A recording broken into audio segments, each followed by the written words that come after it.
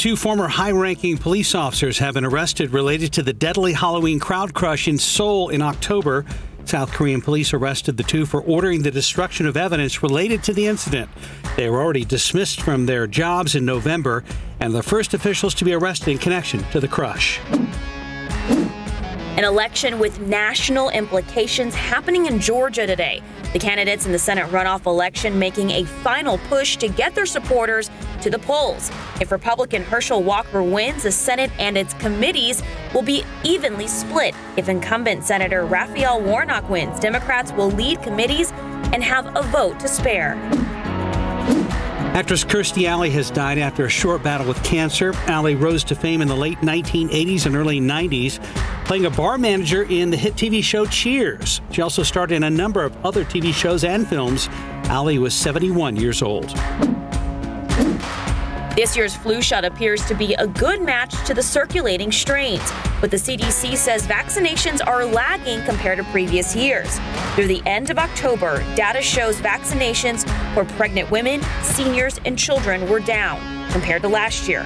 Flu season has started earlier this year and hit harder than normal.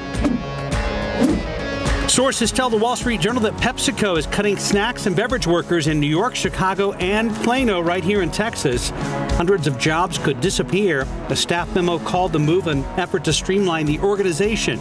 As of last year, the company employed about 309,000 people around the world, including about 129,000 here in the U.S.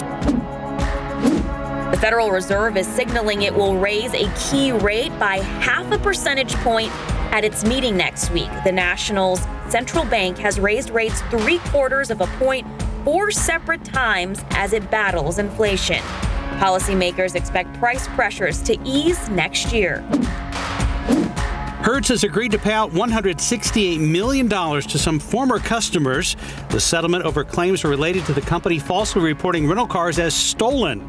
Systemic flaws by Hertz are allegedly to blame, including not recording payment or rental extensions, failing to track down its own vehicle inventory, and failing to correct false reports to police. A new benchmark for pilot pay. That's what flyers at United and American Airlines are calling Delta's offer of a 34% wage hike over 4 years. The contract proposal needs union and pilot approval, but aviators tell Reuters Delta is raising the bar for pilot salaries. The deal highlights the bargaining power pilots have as travel demand soars and carriers add workers. Nike and NBA star Kyrie Irving have agreed to part ways. The company's decision comes weeks after Irving posted a Twitter link to a controversial documentary that contains anti-Semitic messages. Irving took to Twitter to thank people who ever bought products he endorsed, saying he considers those shoppers family.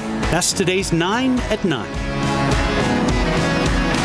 Keep up to date with all of San Antonio's top news, weather, and so much more by clicking the like and subscribe buttons below. And once again, thanks for watching KSAT.